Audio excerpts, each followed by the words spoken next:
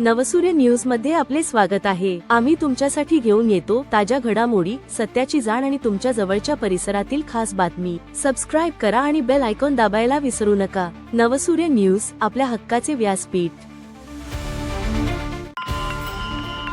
नवसूर्य news मध्ये आपले स्वागत आहे। आषाढी एकादशी निमित्त दिंडी व भजनाने बिडकीन परिसर भक्तीने।